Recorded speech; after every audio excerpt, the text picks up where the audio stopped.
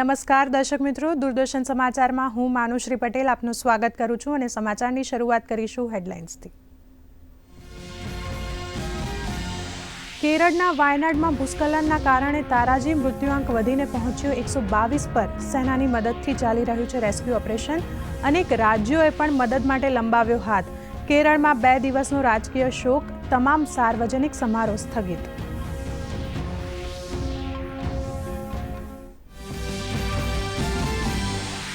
રાજ્યસભામાં બજેટ પર ચાલતી ચર્ચા અંગે આજે જવાબ રજૂ કરશે નાણામંત્રી નિર્મલા સીતારમણ। તો લોકસભામાં રેલવે માટેની ગ્રાન્ટ અંગે થશે ચર્ચા।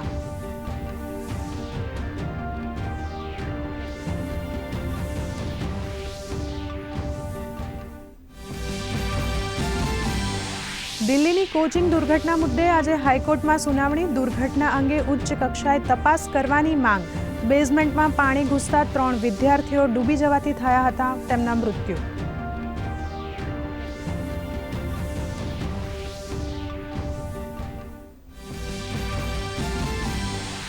ઉત્તરાખંડમાં ભારે વરસાદની ચેતવણી। દહેરાદૂન, ઉધમસિંહ નગર અને નૈનીતાલની શાળા અને કોલેજો આજે બંધ। 4 ધામના યાત્રીઓને સાવચેત રહેવા સૂચના।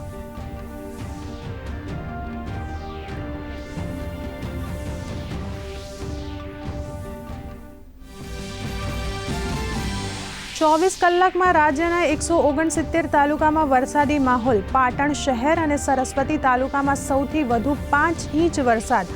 આજે ઉત્તર અને દક્ષિણ ગુજરાતમાં ભારે વરસાદની આગાહી।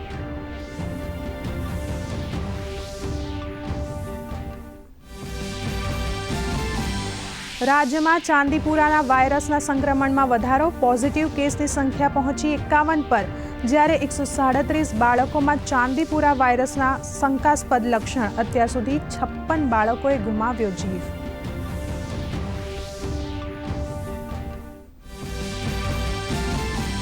બાર માસૂમના મોતનો ઇઝરાયેલે લીધો બદલો। ઇઝરાયેલના જવાબી હુમલામાં હિઝબુલ્લાનો સિનિયર કમાન્ડર ફુઆદ શુકર ઠાર। 3 નાગરિકોએ પણ ગુમાવ્યો જીવ।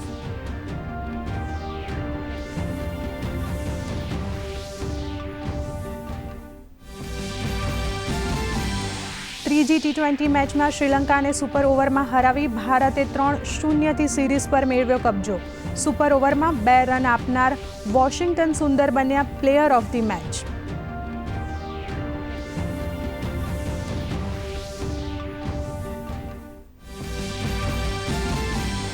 પેરિસ ઓલિમ્પિકમાં આજે નિશાનેબાજી, મુક્કેબાજી, બેડમિન્ટન અને ટેબલ ટેનિસમાં ભારતીય ખેલાડી દેખાડશે દમ। ક્વાર્ટર ફાઇનલમાં સ્થાન મેળવવાના લક્ષ્ય સાથે ટેબલ ટેનિસમાં મનિકા બત્રા ઉતરશે મેદાનમાં, તો બેડમિન્ટનમાં સિંધુ અને લક્ષ્ય સેન પર સમગ્ર દેશની નજર। સમાચાર હવે વિગતવાર જોઈશું। કેરળના વાયનાડમાં ભૂસ્ખલનમાં મરણ પામનારાની સંખ્યામાં સતત વધારો થઈ રહ્યો છે, જેમાં અત્યાર સુધીમાં 122 લોકોના મૃત્યુ નિપજ્યા છે, જેમાં 116 લોકોનું પોસ્ટમોર્ટમ કરવામાં આવ્યું છે। સાથે જ સેના, વાયુસેના, NDRF દ્વારા સતત બચાવની કામગીરી ચાલી રહી છે, પરંતુ ભારે વરસાદના કારણે તેમને પણ મુશ્કેલીઓનો સામનો કરવો પડી રહ્યો છે। સાથે જ રાજ્ય સરકાર દ્વારા સતત દરેક સંભવ પ્રયાસ કરવામાં આવી રહ્યા છે। ત્યારે કેરળના મુખ્યમંત્રી દ્વારા કેરળમાં ભારે વરસાદના કારણે ભૂસ્ખલન જેવી પરિસ્થિતિઓનો સામનો કરવા માટે ઉચ્ચ સ્તરીય બેઠક પણ કરવામાં આવી હતી, જેમાં પોલીસ સહિત તમામ વિભાગના અધિકારીઓ હાજર રહ્યા હતા। તો બીજી તરફ હવામાન વિભાગ દ્વારા વાયનાડમાં આગામી દિવસોમાં ભારે વરસાદ માટે રેડ એલર્ટ સાથે મલ્લપુરમ, કોઝિકોડ જેવા જિલ્લાઓ માટે ઓરેન્જ એલર્ટ આપવામાં આવ્યું છે। આ સાથે જ આ ઘટનાના કારણે કેરળમાં રાજકીય શોક જાહેર કરવામાં આવ્યો છે અને તમામ સાર્વજનિક કાર્યક્રમો રદ કરવામાં આવ્યા છે।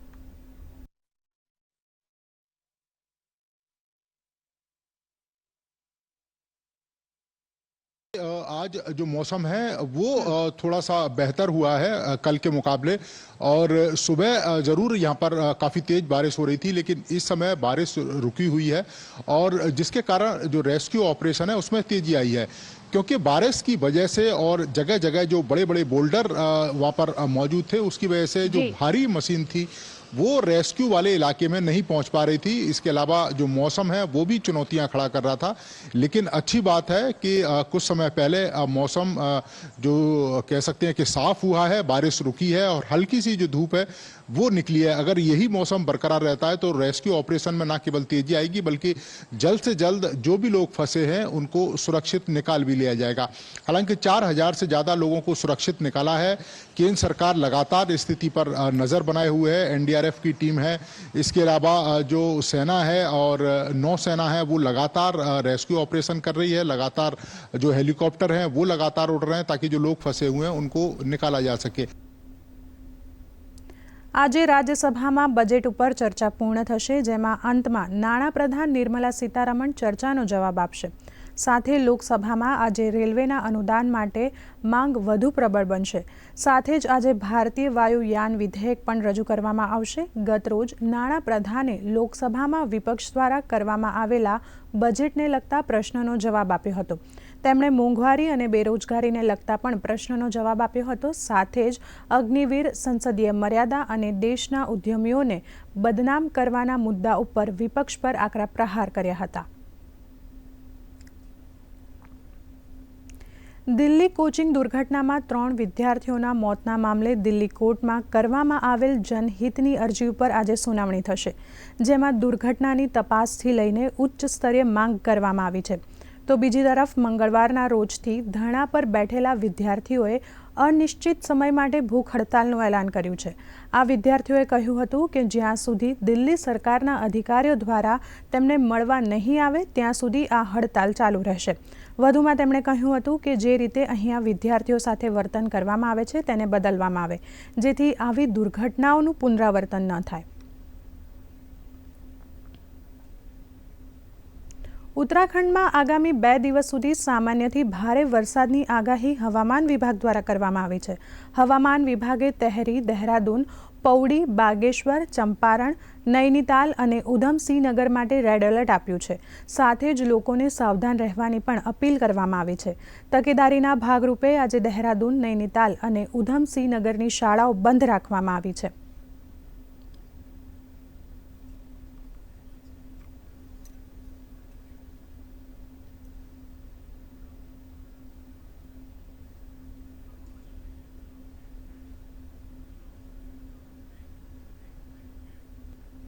વિરામ બાદ આપનું સ્વાગત છે. સમાચારમાં આગળ વધીએ તો હવે વાત રાજ્યના વાતાવરણની કરીએ. રાજ્યમાં વરસાદી વાતાવરણે સમગ્ર રાજ્યમાં જોર પકડ્યું છે. આ સાથે જ રાજ્યમાં છેલ્લા 24 કલાકમાં 169 તાલુકામાં વરસાદ નોંધાયો છે અને સૌથી વધુ વરસાદ પાટણ જિલ્લામાં વરસાદ નોંધાયો છે. પાટણ શહેરમાં 5 ઇંચ જ્યારે સરસ્વતી તાલુકામાં 4.5 ઇંચ જેટલો વરસાદ નોંધાયો છે. કચ્છના અબડાસા અને મહેસાણાના વિસનગરમાં પણ 4 ઇંચ વરસાદ નોંધાયો છે. તો રાજ્યમાં વરસાદી માહોલ વચ્ચે જોટાણામાં 3.5 ઇંચ વરસાદ ખાબક્યો હતો. આ સાથે જ વરસાદી વાતાવરણની વાત કરીએ તો હાલ રાજ્યમાં 2 વરસાદી સિસ્ટમ સક્રિય થઈ છે. આ મહત્વપૂર્ણ એક સમાચાર છે, જેના લીધે આગામી 4 દિવસમાં ગુજરાતમાં ભારેથી અતિભારે વરસાદની આગાહી કરવામાં આવી છે. જે 2 સિસ્ટમ સક્રિય થઈ છે તેના કારણે ગુજરાતમાં આગામી દિવસોમાં વરસાદી માહોલ જોવા મળી શકે છે. સૌરાષ્ટ્ર કચ્છમાં પણ આગામી 3 દિવસ ભારે વરસાદની શક્યતા છે.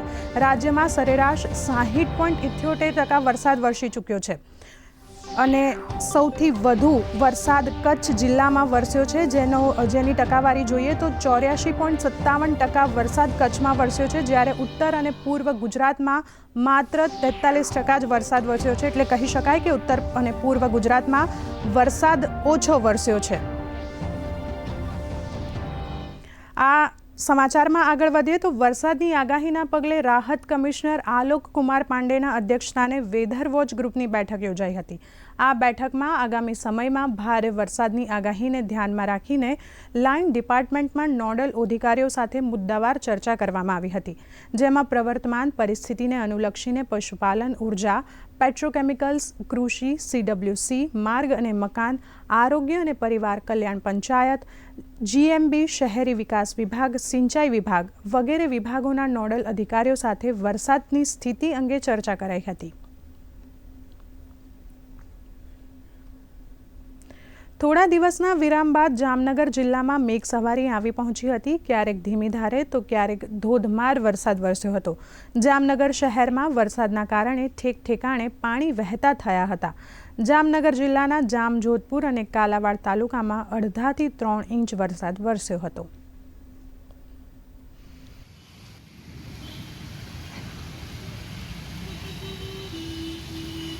એની સાથે વરસાદ વરસ્યો એટલે વાતાવરણ પણ બહુ સારું એવું રમણીય વાતાવરણ થઈ ગયું છે અને આપણે લાખોટા તળાવમાં અત્યારે છીએ.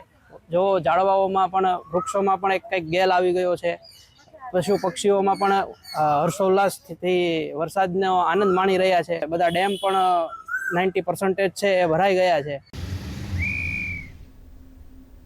રાજ્યમાં ચાંદીપુરા વાયરસના કેસમાં સતત વધારો થઈ રહ્યો છે. હાલ રાજ્યમાં 51 પોઝિટિવ કેસ છે, જે પૈકી સાબરકાંઠામાં 6, અરવલ્લીમાં 3, ખેડામાં 4, મહેસાણામાં 5 સહિત અન્ય જિલ્લાના કુલ 51 કેસ એક્ટિવ છે. ચાંદીપુરા વાયરસને લઈને અત્યાર સુધીમાં 56 દર્દીઓના મૃત્યુ નિપજ્યા છે. હાલ ચાંદીપુરા વાયરસના 137 શંકાસ્પદ કેસ નોંધાયેલા છે. રાજ્યમાં 6 લાખથી વધુ ઘરોમાં મેલેથિયોન પાવડરથી ડસ્ટિંગ કરવામાં આવ્યું છે, તો આંગણવાડી અને શાળાઓમાં પણ ડસ્ટિંગ સહિત ફોગિંગની કાર્યવાહી કરવામાં આવી રહી છે. મુખ્યમંત્રી તેમજ આરોગ્ય મંત્રી દ્વારા આ મુદ્દા ઉપર સતત નજર રાખવામાં આવી રહી છે.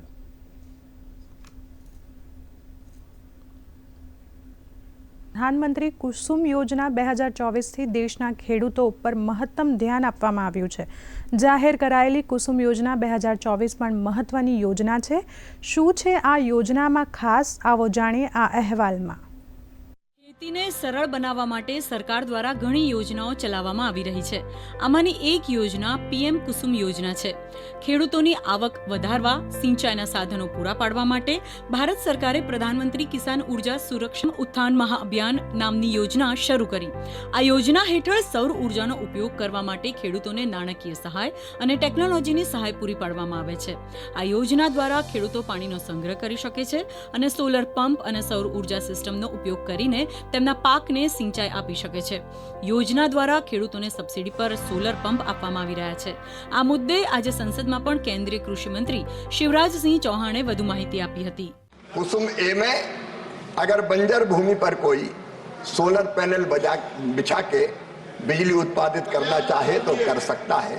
कुसुम बी के अंतर्गत माननीय अध्यक्ष महोदय वो सोलर पैनल अपने खेत में लगा के अपनी सिंचाई की व्यवस्था भी कर सकता है और वो चाहे तो ग्रिड में उत्पादित बिजली देके बिजली बेच के लाभ भी प्राप्त कर सकता है.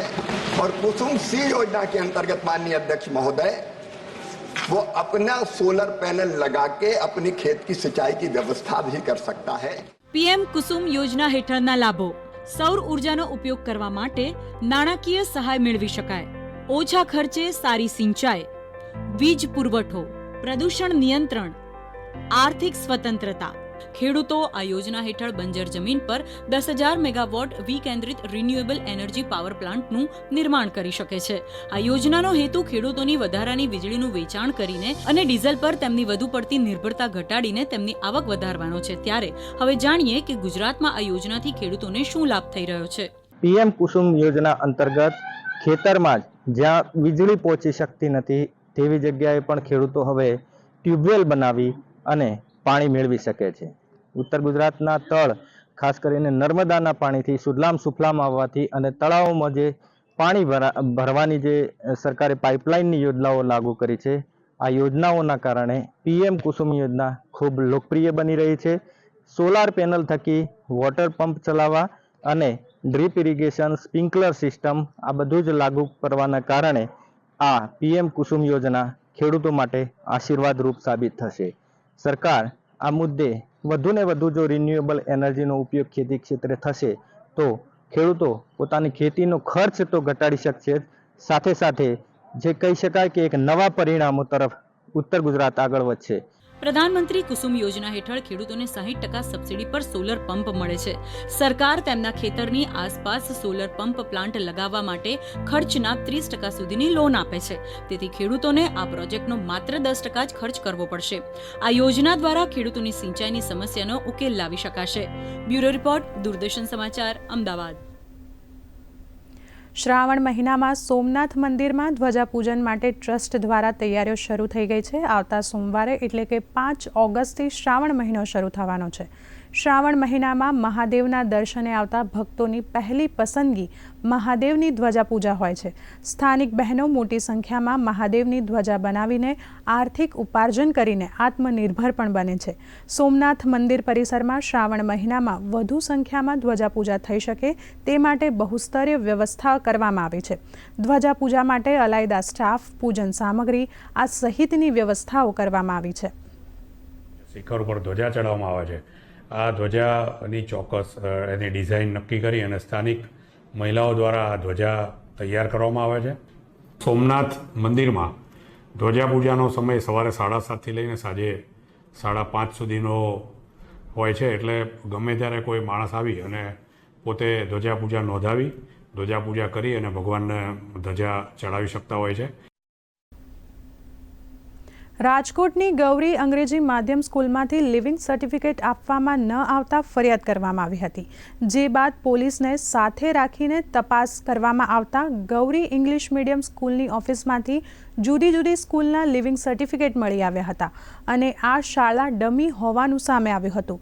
આ સમગ્ર પ્રકરણને દબાવી દેવાની પેરવી વચ્ચે જિલ્લા પ્રાથમિક શિક્ષણ અધિકારી અને તાલુકા પ્રાથમિક શિક્ષણ અધિકારીના પ્રયાસોથી કુવાડવા પોલીસે ડમી સ્કૂલ સામે પોલીસ ફરિયાદ દાખલ કરી હતી. જે પીપળિયા ખાતે 4મી તારીખે અમારા તાલુકા પ્રાથમિક શિક્ષણ અધિકારી તપાસ અર્થે ગયા હતા અને માન્યતાના કાગળો ન હોવાથી તે શાળાને સીલ કરી હતી અને વધુ તપાસ હાથ ધરી હતી. 12મી તારીખે અમે પોલીસ સ્ટેશને અરજી આપી હતી અને એના આધારે પોલીસ સ્ટેશનમાં FIR નોંધવામાં આવેલી છે. પોલીસે એ અહેવાલના આધારે જરૂરી કલમો લગાવી અને ફરિયાદ નોંધવામાં આવી છે. હવે આગળની જે કાર્યવાહી છે એ પોલીસ તંત્ર તરફથી કરવામાં આવશે. રાજભાષા વિભાગ દીવ દ્વારા વહીવટી કર્મચારીઓ માટે એક દિવસીય હિન્દી વર્કશોપનું આયોજન કરવામાં આવ્યું હતું. આ વર્કશોપમાં હિન્દીમાં અક્ષરો કેવી રીતે લખવા અને હિન્દીમાં સરળતાથી કેવી રીતે કામ કરવું તે વિશે વિગતવાર જાણકારી આપવામાં આવી હતી. વર્કશોપમાં હિન્દી સરળ ભાષાનો ઉપયોગ પર ભાર મૂકવામાં આવ્યો હતો. ઉલ્લેખનીય છે કે હિન્દી સામાન્ય લોકોની ભાષા છે અને સામાન્ય લોકો પણ હિન્દી ભાષા સરળતાથી સમજી શકે છે. હિન્દીનો ઉપયોગ વધે અને લોકભાગ્ય ભાષા બને તે હેતુસર સમયાંતરે હિન્દી વર્કશોપનું આયોજન કરવામાં આવે છે. કર્મચારીઓને હિન્દીમાં કામ કરવા પ્રોત્સાહિત કરવા બદલ વર્કશોપમાં 3 કર્મચારીઓને પુરસ્કાર પણ આપવામાં આવ્યા હતા.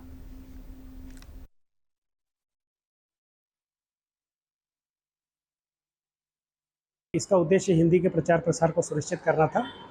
इसके अंतर्गत सभी कर्मचारियों को हिंदी में काम कैसे करें, हिंदी में पत्र कैसे लिखें, नोटिंग ड्राफ्टिंग कैसे लिखें और विभिन्न शब्दों का प्रयोग कैसे करें इसके बारे में विस्तार से बताया गया. साथ ही उन्हें हिंदी में सरल भाषा का प्रयोग करने के साथ साथ हिंदी प्रपत्र को कैसे भरें और राजभाषा नियमों और अधिनियमों का पालन कैसे करें उसके बारे में भी विस्तार से बताया गया ताकि राजभाषा के उल्लंघन से बचे और उसका अधिक से अधिक प्रयोग करें. दीव राजभाषा के विभाग से 1 दिवसीय कार्यशाला का आयोजन किया गया. अक्षर नियम जो सिखवाया है उसका हम कार्यशाला में जल्द से जल्द अच्छी तरह से उपयोग करेंगे और राजभाषा को बढ़ावा अपने कार्यालय में बढ़ावा देंगे. રાજકોટ તાલુકાના ફાળદંગ ગામમાં દર્દીઓના આરોગ્ય સાથે ચેડા કરતા બોગસ ડોક્ટરની ધરપકડ કરવામાં આવી છે. બાતમીના આધારે એસઓજીની ટીમે ગામમાં દરોડો પાડ્યો હતો. આ સમયે હર્ષદ ચોટીલિયા નામનો વ્યક્તિ મેડિકલની ડિગ્રી વગર પોતાના ઘરે દવાખાનું ખોલી દર્દીઓની સારવાર કરતો હતો. તપાસમાં ખુલ્યું હતું કે તે માત્ર 8 ધોરણ પાસ હતો અને અગાઉ કમ્પાઉન્ડર તરીકે નોકરી કરતો હતો. તેના મકાનમાંથી દવાનો જથ્થો તેમજ મેડિકલ સાધનો સહિતનો મુદ્દામાલ પોલીસે કબજો કર્યો છે. પ્રાથમિક તપાસ મુજબ 1 વર્ષથી પ્રેક્ટિસ કરતો હતો. એ પહેલાં એણે લગભગ 6 થી 7 વર્ષ કમ્પાઉન્ડર તરીકે નોકરી કરેલી હતી અને તે ફક્ત 8 જ ધોરણ ભણેલો હોવાનું તેણે જણાવેલું છે. અત્યારે તપાસ ચાલુ છે. એની વિગતવારની પૂછપરછ કરી અને બીજું કોઈ એમાં જણાઈ આવશે તો એ મુજબની આગળ કાર્યવાહી કરવામાં આવશે. અંબાજીમાં ગત રોજ વેપારી પર હુમલો કરવામાં આવ્યો હતો. જે મામલે અંબાજી પોલીસ દ્વારા આરોપીઓને પકડવા તજવીજ હાથ ધરવામાં આવી હતી. પોલીસે દવાની દુકાનમાં હુમલો કરનાર શખ્સના વિડીયો વાયરલ કરીને તપાસ શરૂ કરી હતી. ત્યારબાદ બંને ઈસમોને ઝડપી પાડ્યા હતા અને અન્ય ફરાર 2 આરોપીઓને પકડવા માટે તપાસ ચાલી રહી છે. ત્યારે અંબાજી પોલીસ અધિકારીઓ સહિત ટ્રાફિકના જવાનો દ્વારા ડ્રાઈવ યોજવામાં આવી હતી, જેમાં વાહનોનું ખાસ ચેકિંગ કરવામાં આવતું હતું.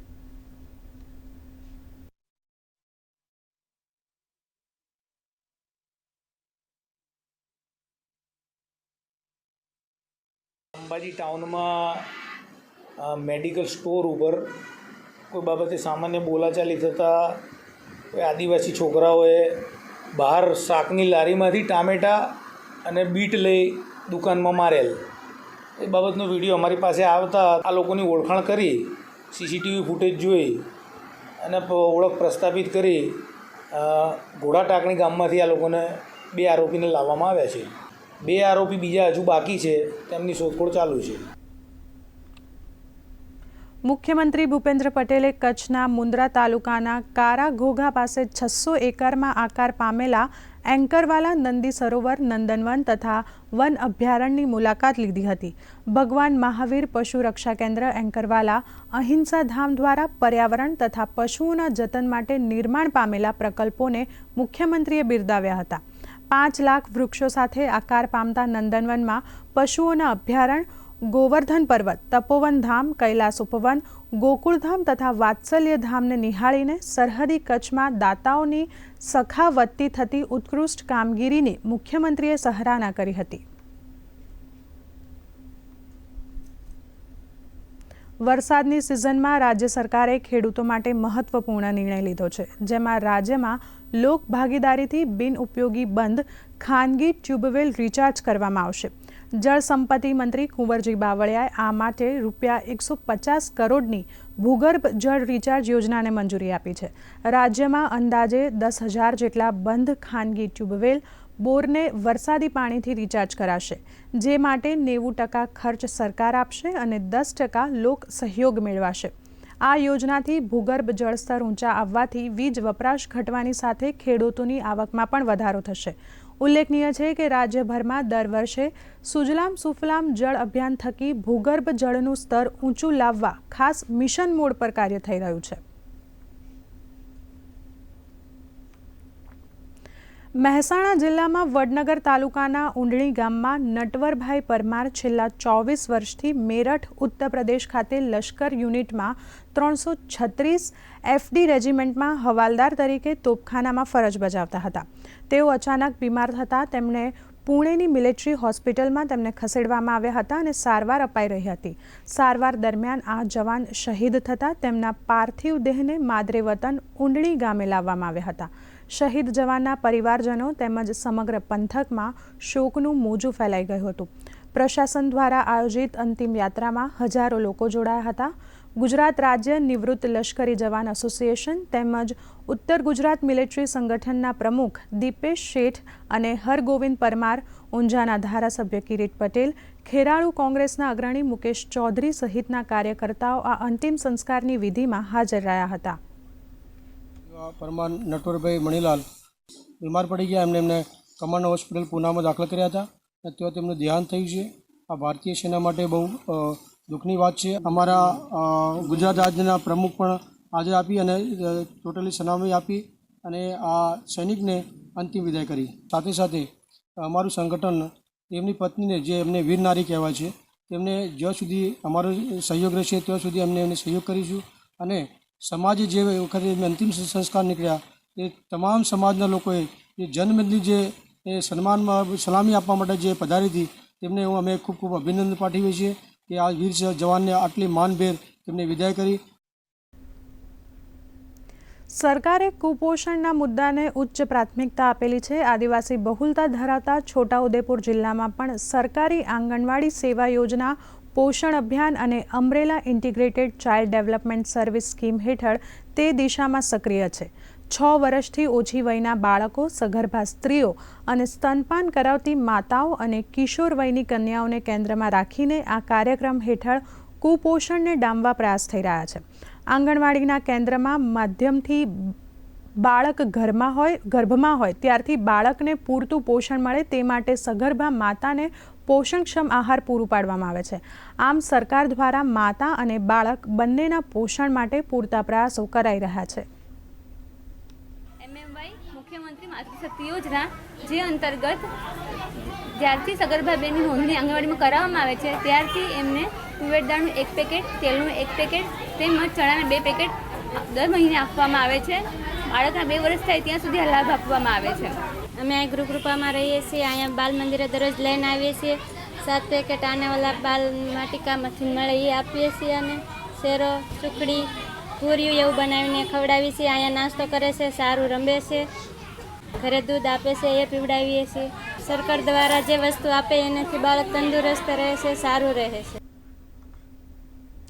શાળાઓમાં કિચન ગાર્ડનનો કોન્સેપ્ટ વિકસે અને શહેરના ગ્રીન કવરમાં વધારો થાય તે હેતુસર કોર્પોરેશન સંચાલિત શાળાઓમાં વૃક્ષારોપણ કરવામાં આવી રહ્યું છે.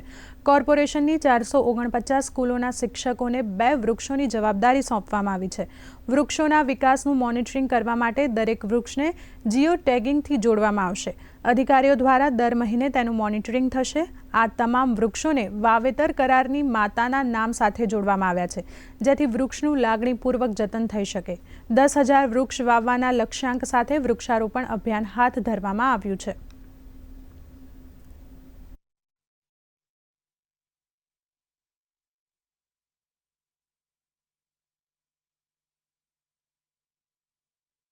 અમદાવાદ મ્યુનિસિપલ સ્કૂલ બોર્ડ દ્વારા જે અમારા કર્મચારીઓ છે, જે અમારા શિક્ષકો છે, તેમના દ્વારા 10,000 વૃક્ષો વાવવાનું આ જે આહવાન છે તે આહવાનને આગળ ધપાવવાનું કામ કરવામાં આવેલું છે.